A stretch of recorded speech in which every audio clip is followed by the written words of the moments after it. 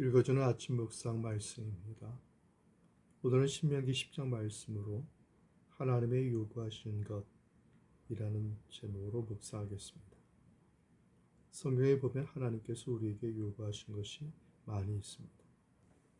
그러나 크게 요약해 보면 사실 몇 가지가 되지 않습니다.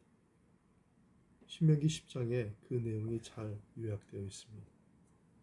하나님께서 요구하신 것이 무엇이라고 말씀하고 있는지 살펴보겠습니다. 첫째는 기회를 선용하길 요구하고 계십니다. 1절부터 11절 말씀입니다. 모세는 이스라엘의 죄악을 지고 하나님 앞에 나아가 두려워 떨며 기도했습니다. 하나님께서는 모세의 중보 기도를 들으시고 이스라엘에 대한 진노를 돌이키셨습니다. 그리고 모세가 깨트린 돌판에 십계명을 다시 새겨 주셨습니다. 모세는 두 돌판과 하나의 나무궤를 만들어 산으로 올라갔습니다. 하나님께서 십계명을 다시 기록하여 주셨습니다.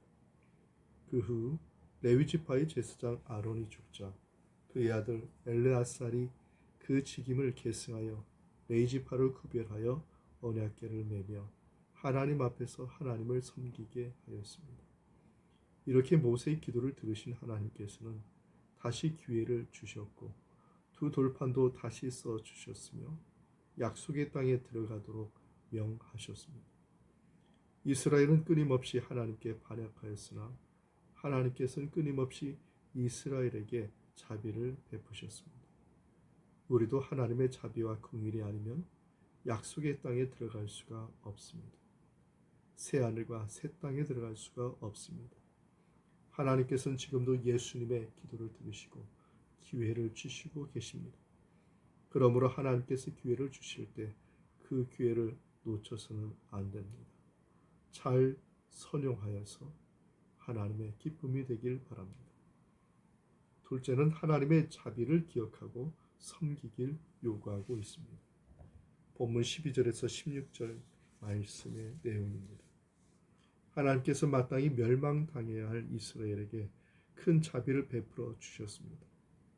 왜 자비를 베풀어 주셨을까요?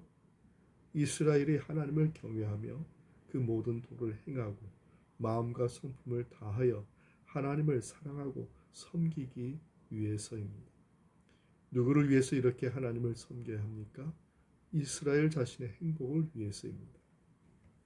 하늘과 땅, 삼라만상 모든 것이 하나님의 소유입니다. 그런데도 하나님께서 유독 이스라엘을 기뻐하시고 만민 중에서 선택하여 하나님을 섬기게 하셨습니다.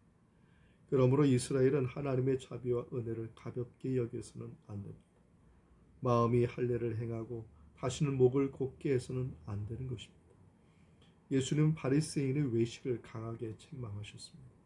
특히 하나님 나라, 우리나라 사람들도 거칠애를 할 때가 많습니다.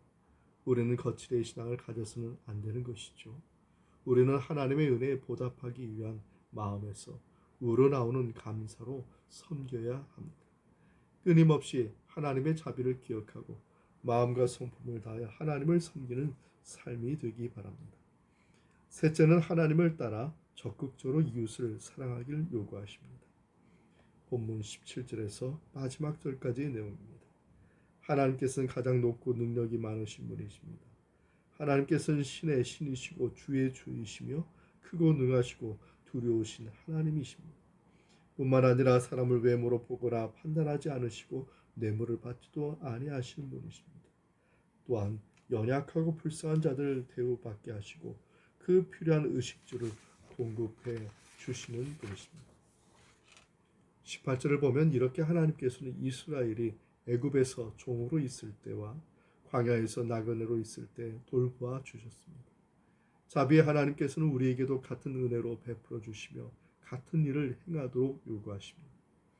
그러므로 우리는 하나님을 따라 이웃을 사랑하는 실천의 장을 넓혀야 합니다. 성경에 이르기를 행함이 없는 믿음은 죽은 믿음이라고까지 경고하였음을 기억하기 바랍니다. 그리스도인은 하나님을 따라 이웃을 적극적으로 사랑하며 도와야 합니다.